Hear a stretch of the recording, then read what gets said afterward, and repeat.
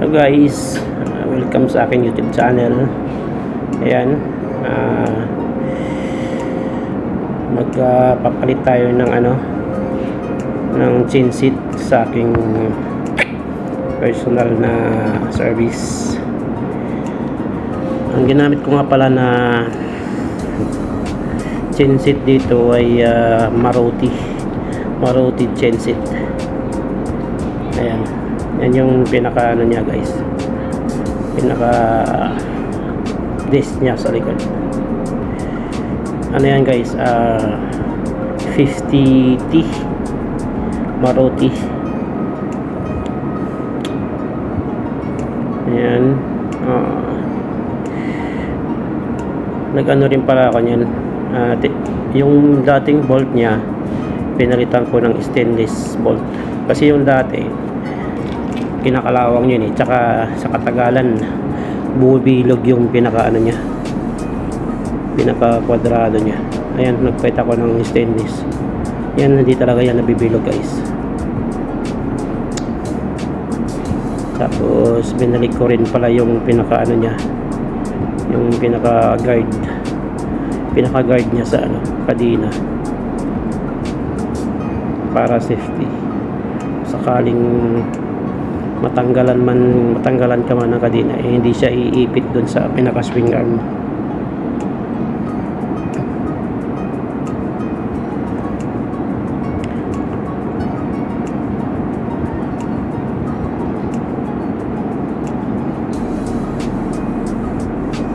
Ayan, pinaka-importante dyan guys, meron kang gamit.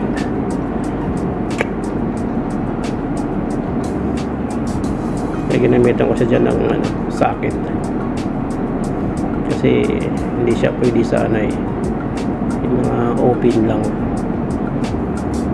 Maganda talaga yung socket ang gagamitin mo para talagang ma-secure mo yung higpit. Ayan, yan yung una, mali pala yung sukat nung sukat ng bala.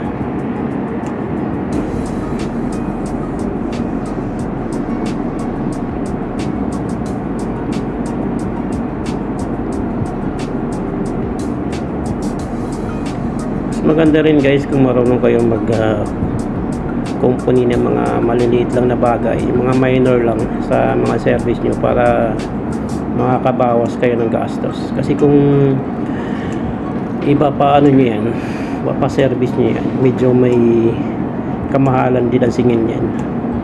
Kung di ako nagkakamali, nasa yan mga 700 to 750 ang singin.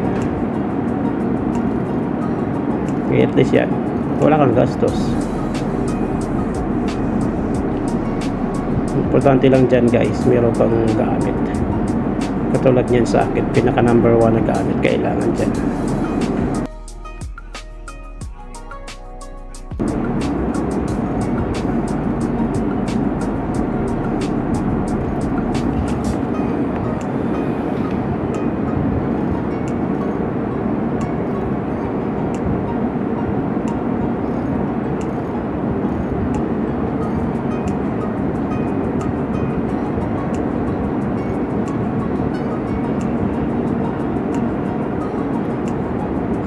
Yan.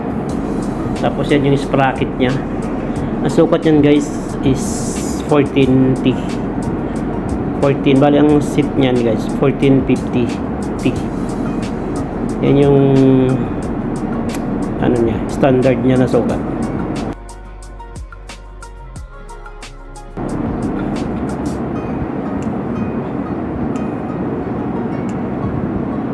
Ayan.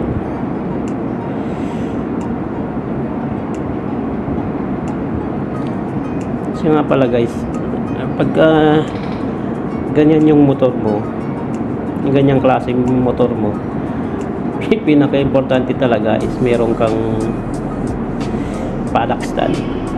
Yan. Kung wala kang paddock stand, pwede naman yung katulad din sa akin, yung ginagamit ko dyan is yung rin siya, center stand, pero parang paddock stand din siya. Kaso lang yung paddock stand kasi doon sa huli kinakabit. Yung sa akin sa gitna. Kaya mas para sa akin mas maganda yung sa gitna yung stand, kasi pagka once na naglilinis ka, may iangat mo siya, may iangat mo yung gulong sa harapan. Unlike doon sa paddock stand, hindi mo siya maangat kasi nandun siya sa puwetan eh. Yan ang pinaka-importante guys, kailangan meron kang paddock stand o di kaya center stand para magawa mo ng maayos yung kailangan mong gawin sa motor mo na yan. Sa motor ko na yan pala, sorry. Yan, hinihigpitan ko na siya ngayon. Mabilis lang to guys, mabilis lang, promise. Mabilis lang magpalit ng kadina, basta may gamit ka lang.